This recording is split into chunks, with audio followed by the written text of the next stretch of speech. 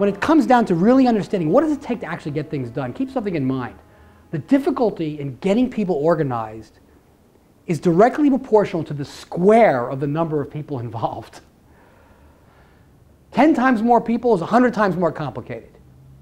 So let's say you wanted to organize 10 people to decide where to go to dinner, and it's, oh, that's aggravating. It takes about 10 minutes, but you just feel about how aggravating that is.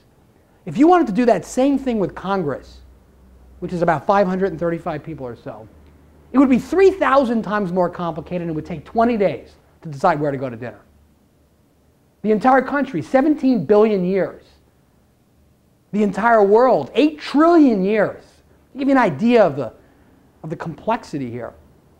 Imagine if you took the debate of some policy, public policy, an energy policy, and then add in the differences in culture, objectives, worldwide. You're looking at tremendous complication. That's why it's so important for us to really stay focused on limiting the number of people making these decisions. Otherwise, the animals will all go after the meat. The dogs will go after the meat. So let me ask one more question before we get started. Why do people need money? Well, there's some really simple answers to that. For survival, for your family. Some not so simple answers, or obvious answers.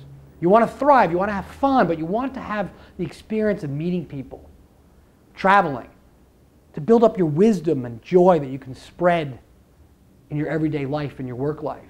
You want to provide private education for your children, hopefully starting in grammar school, and we'll get into school in more detail tomorrow. You want to have a sense of charity. But what's really important, what's the least obvious, especially to people outside of this room, is that we need money to keep the pyramid going. We need to hand out to people below us. It keeps everything from coming apart. So at Landoz Associates, what do? We provide professional services. We have investments. We're highly diversified across markets and across geographies. But as a member of this cohort, we have a responsibility to monitor the system, the global system health.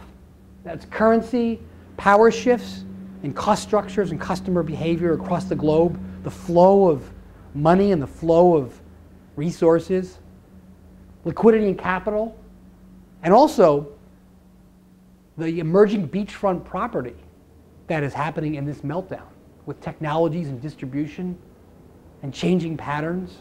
There's a lot of opportunity here. And so we need to really focus on that, not only for our own investment purposes, but to make sure that we're all on the same page and the way all of these goods flow. And so when we really consider the market, yes, it's true, we're looking at return on investment, absolutely.